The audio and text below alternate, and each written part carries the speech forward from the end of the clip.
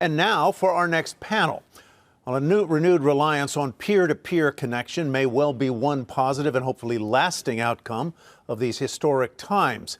The following three CEOs leaned on their camaraderie and shared experience to help them get through and beyond the events of the last 6 months. The co-founders and CEOs of Box, Okta, and Slack, respectively, Levie, Todd McKinnon, and Stewart Butterfield. Join CNBC's Deirdre Boza. Gentlemen, welcome. Thanks for being with us today. Thanks, Deirdre. Now, Thank you. I'm personally thrilled that I get to talk to you in this format because as much as I love, and I know you love me grilling you on why your earnings beat or missed expectations by a penny, what's coming up next quarter, and all of that fun stuff, we are going to get into sort of how the last 6 months have been, these last insane 6 months, and what the future of work looks like. And if you guys aren't opposed, I rarely get to do this, so I want to start with the game. Are you guys down? Let's do it. Your PR didn't warn you of this, did they? It's called overrated or underrated. It works very, very simply. I am going to say something, and all you have to do is overrated or underrated. We're going to go in a circle. So Aaron, you answer first, then Todd, then Stewart. And I feel like you're kind of copying each other. I'll switch around the order. So first one, stock ratings. You're not gonna have to. I won't ask you to rate your competition, although that would be pretty fun. We're gonna start really easy. Okay, this is the quarantine COVID edition of overrated or underrated. So the first one, start easy. Work from home. Aaron? That is actually like the hardest. I think that there are some things that are going incredibly well about working from home. I think we've seen that companies can be, in many cases, more productive and move more quickly. At the exact same time, I think we're also seeing disadvantages. I think people want to, be able to see their colleagues in person. There's the other element of the pandemic that adds even more of a challenge for people who have schools that are out and they have to both do full-time parenting at home and in classwork as well as work. So I'd say that it's not even really kind of work from home as much as it is work from home in a pandemic. And I would say working from home in a pandemic is definitely overrated. So, but I think the potential for regular work from home is probably overall underrated. Okay, fair enough. No easy, straight answer to that question. But Todd, I'm going to try to get one out of you. What do you think? And yes, there is that disclaimer. I don't mean working from home amid a pandemic, but overall, is it underrated or overrated? For Okta, it's underrated. I mean, it surprised me how productive we've been going fully remote. We were when the pandemic started, we had some thoughts about trying to be remote friendly as a workplace and as a culture. But frankly, we were pretty office-centric. So I think the forced move from the pandemic to working from home and being fully remote, I think we underestimated and it was underrated for us how effective we could be. But I think, luckily we've exceeded those expectations. And Stewart, I know that you've got your work from home set up, the green screen and some great backgrounds, but as a whole, and when you think about Slack as a whole, is it overrated or underrated? I'm going to say underrated. There's a couple of things. I will say it has truly made me appreciate IT teams, people with AV expertise, and all the stuff that is normally taken care of for me that I'm now happily learning all about networking equipment and HDMI capture cards and stuff like that. But generally underrated. Okay, it's interesting to hear that from you guys because all three of your companies have been such a huge part of the work from home trend. But we're going to get on to a few others. Commercial office space. Aaron, overrated or underrated? I certainly miss it. In terms of being able to see people in the commercial office space. But I do think that the trend of remote work is very real. We're going to see even more remote work in the future. So I would, but again, I think things will revert back to some degree of normalcy after the pandemic. So I'd say I'm neutral on the commercial office space element. You've been a little neutral and all, and keep in mind, guys, we will discuss more of these issues after. So feel free to just, answer, and we can dig into them a little bit later. So Todd, I think you tweeted packing up and leaving the Okta office. So what's your answer? Yeah, everyone's down. Everyone's down on commercial office space. So I think it's underrated. I think it's going to be, it's going to survive. It's going to grow. It's going to change how it's used and the trade-offs, but it's underrated right now. People are too down on it. Stewart? Can I say overpriced or? Think about. I think that would be an overrated, right? If you're trying to negotiate, we got a lot of live, then I think you want to say overrated. Overrated. Okay. The next one, and don't mind us, even though we are in a virtual event. Virtual events. Aaron. I think I would say at the very beginning of the pandemic, they were underrated in terms of what you can do with them. Now, again, I think we're the rating is fairly accurate, which is that when you've got the high quality production, and we're all doing conferences and trying to make our conferences go virtual, I think you can replicate a lot of the in-person value of the impact of the keynotes and the product experience. I think the interpersonal networking dynamic is obviously hard to replicate virtually, so we're all trying to figure out our way through that. But I'm sorry for my third nuanced and highly caveated. Right in the middle. That's just how I see the world. You're definitely hedging a bit here, Aaron. Todd? I'm going to be consistent. Virtual events are underrated. We did our virtual event April 1st. So let's just put it this way. If you look back on it, it was, shall we say, scrappy. Home film, talk about someone who didn't know what an HDMI capture card was. That was me. It barely was passable, but you know what? It really had a lot of reach. People could watch it. The content was evergreen. We got way more people to watch it. We had about 20,000 people watch the content, even though it was, shall we say, scrappy content. So I think they're underrated. Fair enough. And you can go to events in your slippers. Stewart, what about you with your fancy green screens? Overrated or underrated for virtual events? Underrated, overused. Okay, fair enough. A few more here. This one can be a quick one. We're going to keep going. A few more. Virtual workouts. Aaron? Oh, I haven't done one, so I couldn't tell you. Todd, on the Peloton train? Oh, I've done a lot of them actually, and they're overrated. And there's nothing like being in the gym with your friends, working out in person. These workouts online are just not the same. Stewart? I'm going to say overrated too, but I messed up my hip, and so I have been doing remote physiotherapy, and that is maybe underrated, although not that people are rating it very often.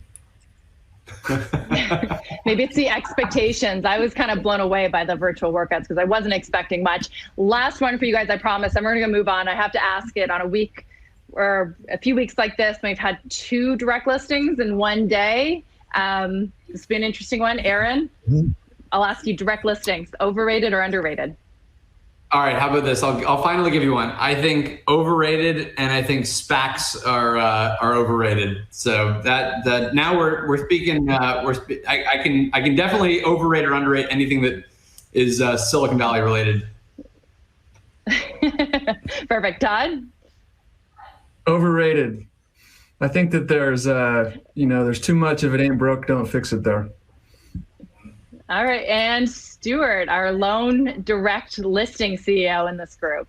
Looking back, what do you think? I'm going to say they're rated exactly correctly. just like the marketplace. Okay. All right.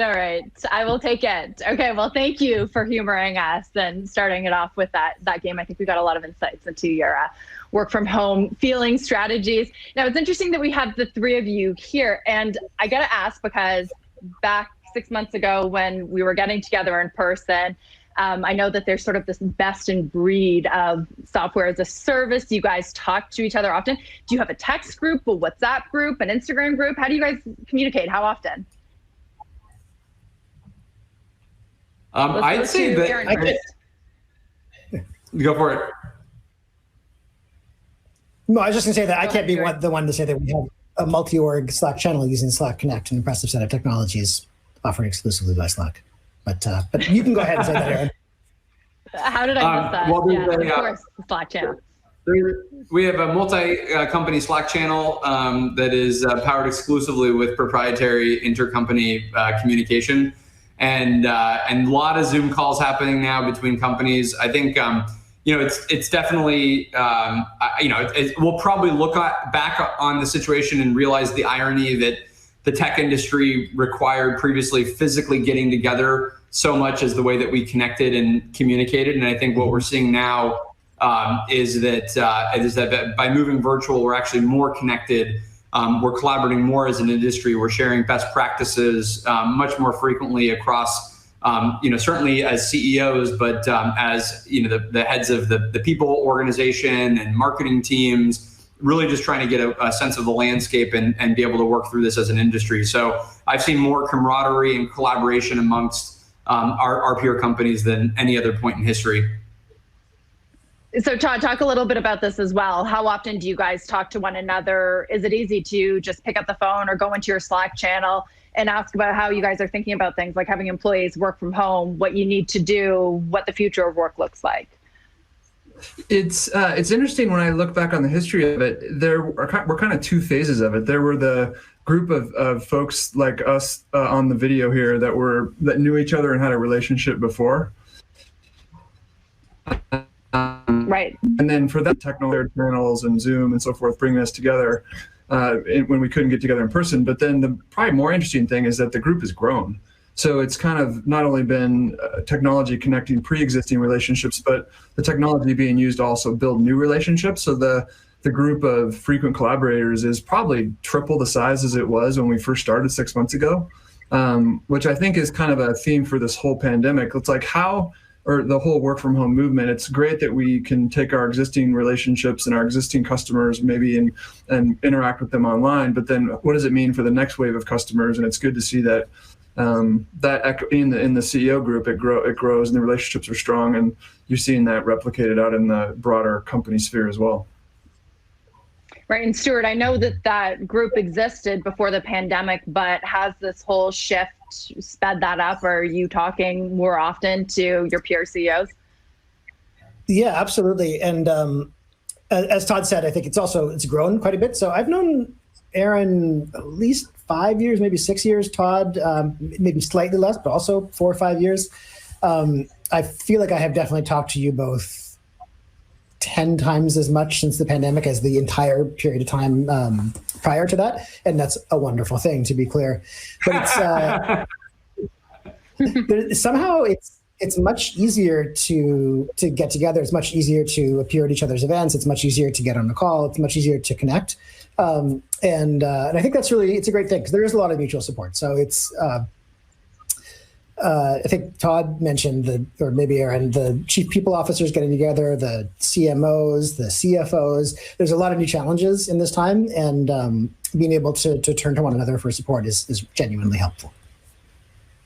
Yeah. Also, the other important part of that is we're all the same. We're all similar size and stage in terms of size of organizations, growth rates, et cetera. So it's pretty hard when you're a CEO. It's pretty valuable when you're a CEO you get a lot of input, but it's hard to get valid input or relevant input. And having a peer group of companies that are similar to you in size and stage and challenges and complexity is super valuable. Right now, early on, all three of your companies have really embraced the remote workforce because, you're in an industry that allows you to. But I'm wondering, what were maybe one or two of the biggest challenges?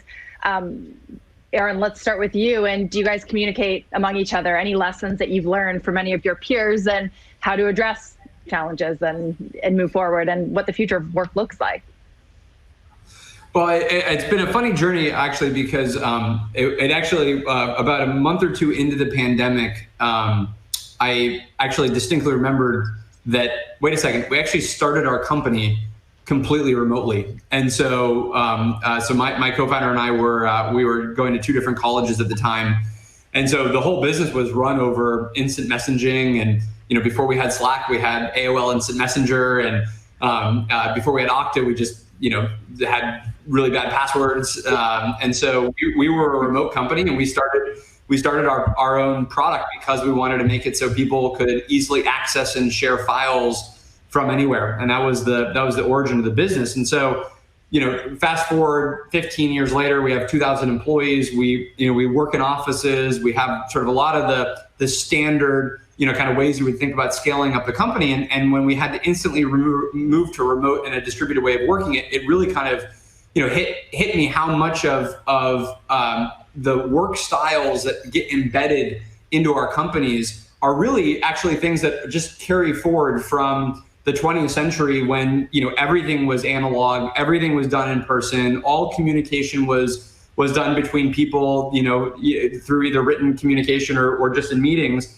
And you realize that when you go virtual and you go remote, there's actually so much potential for being able to work in a bit more of a digital first way. And so when you think about a team meeting as an example, so many of our meetings are arbitrarily sized to the number of people that fit into a conference room. And so it's kind of bizarre that work just happens to be the 6 to 12 people that can fit inside of a conference room space. And so certainly for software projects or, a particular team, that's a pretty good logical size, but that's not the right size of people to contribute to a brainstorm.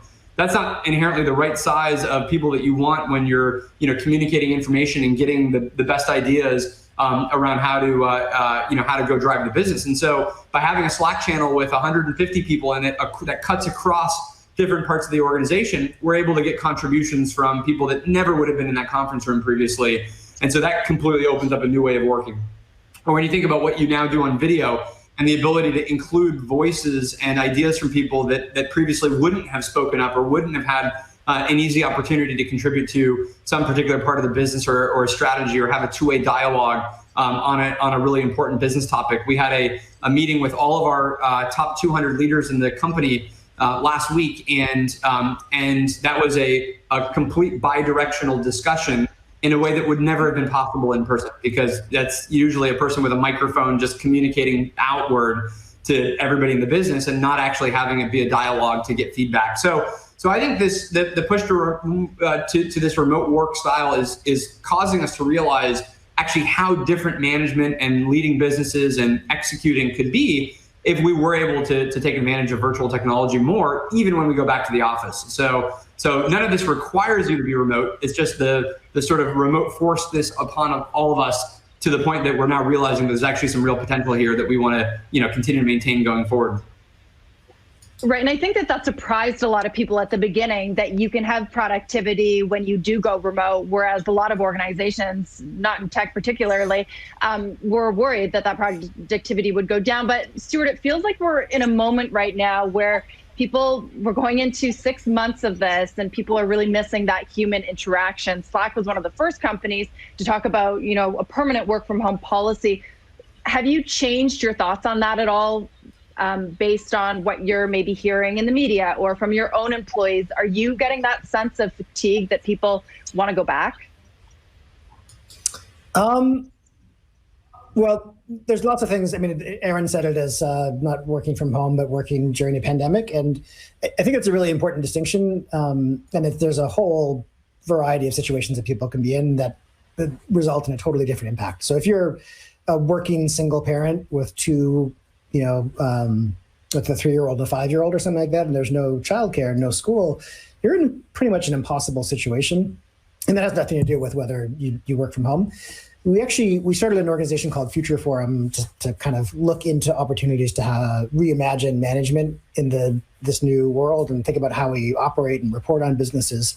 And one of the first pieces of research we did was trying to get a sense of that in the broadest sense. And it was 12% of knowledge workers want to go back to exactly the way things were. The overwhelming majority of people want more flexibility. So it's not that they don't want to be in an office. I think there's many reasons. One is your house is too small. We have an office in Tokyo and an office in Osaka. And I think both of those cities and most of Japan, you would have to completely rebuild the country for people to work from their homes all the time. But a lot of people have 90-minute commutes. And if they could come into the office for 1 or 2 days a week or 3 days every other week, get together with their team, brainstorm, plan, kind of come up with a list of work they could do, then the lowest value use of the bulk of the square footage of our office, which is kind of like factory farm housing for people to sit at their desk using their computer by themselves with their headphones on, not talking to anyone else. That stuff can happen wherever. That could be at home, that could be at a cafe that you like, but you can't go to the cafe now. You can't get a haircut, you can't get a massage, you can't get your nails done, or the regular amenities of life aren't there. And people are freaked out about the economy and everything that's going on politically, and the pandemic, of course. So it's like, I'm sick of a lot of stuff that's going on right now, but I've already decided that I would like a lot more flexibility. And that absolutely doesn't mean not being together in an office. It doesn't mean not sharing meals with people, which is one of the great pleasures in life. But I think organizations are going to have a little bit less choice than they imagine. If there is a large contingent of companies who say that remote work is acceptable to them, because all other things being equal, wouldn't you rather have the optionality? Would you rather you have two offers from two companies, they're both good, that you'd be proud to work for both of them, interesting opportunity, and pays about the same, and one says you must be in the office 5 days a week, 50 weeks a year, 49 weeks a year. Right. The other one says you can be there a couple of days. Of course, you're going to take that one. I just hired the first person on my team, the first exec at Slack, who doesn't live in San Francisco. She lives in Chicago and she's not moving. And so we're kind of going down that path. We still have, I don't even know, like 800,000 square feet of empty office space. And there's 10-year leases on most of it. So we're going to have physical spaces, but I think they're going to be reimagined in how we use them, much more for teams to get together, much more pleasant environment, still that same, projection of power with a logo on the side of the building, the same cultural touch, all of that stuff. Right. And so that optionality, or perhaps a hybrid, work in the office and work from home, Todd, I'm going to give you the last word on this. How does that make you think about what Okta looks like and its workforce looks like, not just after the pandemic when there's a vaccine, but 5 years from now? What do you think your office space looks like? I think the lesson for me in all this, and the big learning, was inertia. The status quo is really powerful. So we all had this concept that, for example, we talked about virtual events. We all had this concept because of history and because of the status quo that most of B2B software company events had to be in person and not as much focus on virtual. So this change and that inertia, that status quo, taught us that is not true. There's a huge advantage to having them be online, more reach, more directed content, reusable content. That's one example. The other example is our office setups. We were, by and large, office-centric, but this pandemic has taught us that we can be very effective working remotely. So I think the lesson there is we kind of level think about the technology changing. Todd, you're breaking. Sometimes it takes. You're breaking up a little, so I'm gonna leave it there because we are running out of time. But I think that within 20 minutes, we truly barely scratched the surface. I didn't even get to ask you what your favorite Slack emoji is. But next time we do this, we'll have to have, like 10 boxes, right? You'll have to bring all the sort of best in breed, all the CEOs that are talking to each other, and we'll be like the Brady Bunch doing this. But I want to thank all three of you, Aaron, Todd, Stewart, for your time. Really, really helpful to think how you guys are thinking about the moment, this crazy moment that we're in, but also the future of work once we hopefully eventually get out of this. So thank you. And I will see you, I'm sure, on the airwaves, where I will be grilling you about stock price and stuff like that. Thank you guys. Thanks, Deirdre. See you, Deirdre.